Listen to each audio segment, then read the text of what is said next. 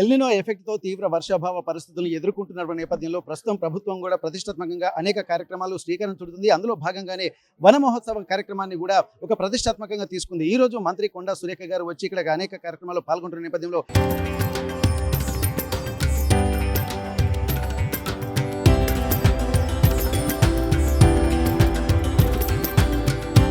తరతరాలుగా తరగని స్వర్ణ బంధాలు మన మానిపల్లి జ్యువెలర్స్. వన మహోత్సవ కార్యక్రమాల మీద కూడా సమీక్ష గతంలో చేసి ఇప్పటి వరకు మరి ఎంతవరకు వన మహోత్సవ కార్యక్రమం సక్సెస్ అయింది, రాబోయే రోజుల్లో ఎల్లున్న ఎఫెక్ట్ తోటి ఇక్కడ పర్యావరణాన్ని కూడా సమతుల్యం చేయాల్సినటువంటి అవసరం ఉంటుంది. కాబట్టి మరి ఎట్లాంటి ఇనిషియేషన్ ప్రభుత్వం తీసుకుంటుంది, మరి ఫారెస్ట్ అధికారులు ఎట్లాంటి ఇనిషియేషన్ తీసుకుంటున్నారు, ఒకసారి ప్రస్తుతానికైతే డిఎఫ్ఓ లిఖిత గారు మనతో ఉన్నారు. ఒకసారి వారితో మాట్లాడదు. నమస్తే మేడం. ఇప్పటి వరకు ఒక ఫారెస్ట్ అనేది సంరక్షణ చాలా అవసరం, ఎందుకంటే గ్లోబల్ వార్మింగ్ అనే నేపథ్యంలో ఇది వరల్డ్ మొత్తం ఒక ఇనిషియేషన్ తీసుకోవాలి. అట్లాంటప్పుడు డిఎఫ్ఓలు సైతం కూడా ప్రతి తమ ప్లేసెస్లో కూడా ఒక స్పెసిఫిక్ కాన్సన్ట్రేషన్ పెట్టాల్సిన అవసరం ఉంటుంది. మరి మీకున్నటువంటి ఇన్స్ట్రక్షన్స్ ఎట్లా ఉన్నాయి, వన మహోత్సవ కార్యక్రమం ఎంతవరకు రీచ్ అయింది, ఎట్లాంటి పరిస్థితులు మీరు ఇంకా రాబోయే రోజుల్లో తీసుకోబోతున్నారు? మనం వన్ మహోత్సవ్ అఫీషియల్గా 2 months ముందే స్టార్ట్ చేసామండి. మనకి ఇదంతా కూడా ప్లానింగ్ ఈ సంవత్సరం పెట్టాల్సినవి 2 సంవత్సరాల ముందు నుంచే మనకి టార్గెట్స్ ఇవ్వడం, ప్రతి డిపార్ట్మెంట్ తోటి మనం డిఎల్ఎంసిసి డిస్ట్రిక్ట్ లెవెల్ మీటింగ్స్ పెట్టుకోవడం, ప్రతి డిపార్ట్మెంట్ నుంచి టార్గెట్స్ తీసుకోవడం, వాళ్ళు ఎంతవరకు అచీవ్ చేస్తున్నారు అనేది సైట్ రిజిస్ట్రేషన్స్ మార్చ్ నుంచే. సో ఇదంతా కూడా ఒక సిస్టమాటిక్ ప్లానింగ్ గానే జరుగుతుంది. మనకి ఈ సంవత్సరం -40% రైన్ఫాల్ రికార్డ్ అవ్వడం మూలాన మనం టార్గెట్ని ఇంకా అచీవ్ చేయలేకపోయాం. మన జిల్లా 25 lakhs టార్గెట్ అయితే 13 lakhs మనం ఇప్పటి వరకు అచీవ్ చేసాము ఇప్పుడు పడ్డ వర్షాలకి. సో ఇక మీద మనం ఏ రకంగా ముందుకు వెళ్ళాలి అనడానికి మనకి నిన్ననే స్టేట్ లెవెల్లో మనకి మీటింగ్ తీసుకోవడం జరిగింది. ప్రిన్సిపల్ సెక్రటరీ గారు, పిసిసిఎఫ్ గారు గైడెన్స్ ఇవ్వడం జరిగింది.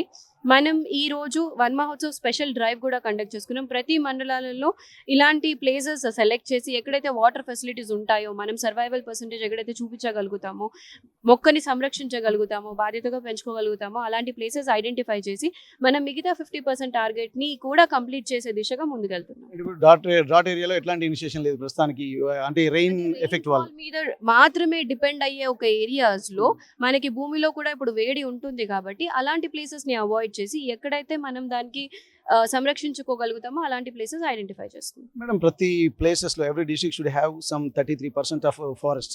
మరి అట్లాంటప్పుడు మన దగ్గర మీరు ఉన్నటువంటి ప్లాన్ ప్రకారం ఇంకా అంత 33% ఉంటుందా? ఇంకా ఒకవేళ కొన్ని ఏంటంటే ఏమంటారు, అర్బన్ ఏరియాస్ కూడా ఉంటాయి కాబట్టి ఏంటంటే ఇక్కడ కొద్దిగా కష్టసాధ్యం ఉంటుంది. కానీ మరి అట్లాంటప్పుడు అర్బన్లో మీరు ఎట్లాంటి ఇనిషియేషన్ తీసుకోబోతున్నారు? అర్బన్ ఏరియాస్ లో మనం ఫారెస్ట్ ఏరియాని, రిజర్వ్డ్ ఫారెస్ట్ ఏరియాని పెంచడం కష్టం.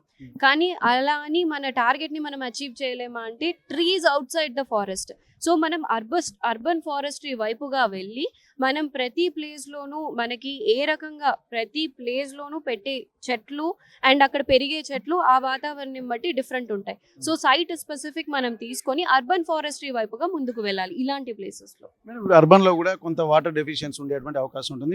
జీడబ్ల్యూఎంసీ వాళ్ళ కోఆర్డినేషన్ మీకు ఏమైనా అఫిలియేషన్ ఏమైనా జరుగుతుందా? డెఫినెట్గా అండి. వన్ మహోత్సవ్ అనేది అన్ని డిపార్ట్మెంట్స్ యొక్క కలయిక. అది ఒక్క డిపార్ట్మెంట్ ఇప్పుడు ఓన్లీ ఫారెస్ట్ డిపార్ట్మెంట్ మాత్రమే చెట్లు పెడదామని అనుకుంటే సాధించలేని టార్గెట్ అది.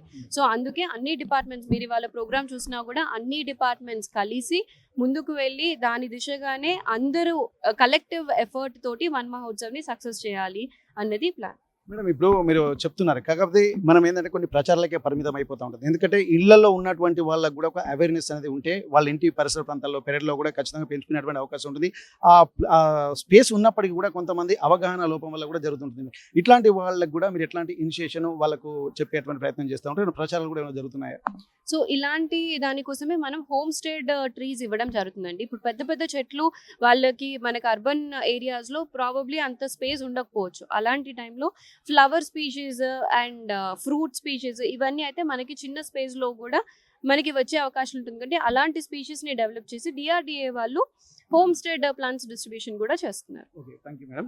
ఇప్పటి వరకు 40% వాటర్ డెఫిషియన్సీ, రెయిన్ఫాల్ డెఫిషియన్సీ ఉంటుంది కాబట్టి దాన్ని దృష్టిలో పెట్టుకొని ఇక్కడ వాటర్ ఫ్లోయింగ్ ఎక్కడ ఉంటుందో అక్కడ దానికి సంబంధించినటువంటి అంటే చెట్లను పెంచేటువంటి అవకాశం ఉంటుంది. ఇక్కడ అర్బన్ ప్లేస్లో కూడా, ఎందుకంటే ఇక్కడ అర్బన్ ప్లేస్లో అంటే ఫారెస్ట్ తక్కువగా ఉంటుంది కాబట్టి ఎక్కడ ఏది అవసరం ఉంటుందో ఆ చెట్లను, అంటే ఫ్రూట్స్ కానీ ఇక్కడ ఫ్లవర్స్కి సంబంధించినటువంటి చెట్లను కానీ పెంచేటువంటి ప్రయత్నం చేస్తున్నారు. అలాగే రోడ్డుకి ఇరువైపులా కూడా ఇక్కడ చెట్లను పెట్టేటువంటి ప్రయత్నం చేస్తున్నారు. దానికి సంబంధించి ఇక్కడ అన్ని డిపార్ట్మెంట్ల సమన్వయంతో పనిచేసి ఇక్కడ వాటర్ కూడా చెట్లను పెట్టడమే కాకుండా వాటిని పెంచడానికి కూడా ఒక ప్రత్యేకమైనటువంటి ఇనిషియేషన్ తీసుకుంటున్నారు. ముఖ్యంగా వాటర్ అంటే సఫిషియెంట్ వాటర్ ఎక్కడగా ఉన్నదో అక్కడ ముందు కాన్సన్ట్రేషన్ పెడుతున్నారు. ఇక్కడ ఎల్నినో ఎఫెక్ట్ ఉంటున్న నేపథ్యంలో దాన్ని దృష్టిలో పెట్టుకుని ఒక సీక్వెన్స్ ప్రకారం ఇక్కడ అన్ని డిపార్ట్మెంట్ల సమన్వయంతో పనిచేస్తున్నాం అన్నటువంటి విషయాలు కూడా డిఎఫ్ఓ లిఖిత గారు చెప్తున్నటువంటి పరిస్థితి. వరంగల్ నుండి కెమెరా పర్సన్ వంశీతో వెంకటరత్నం, RTV వరంగల్.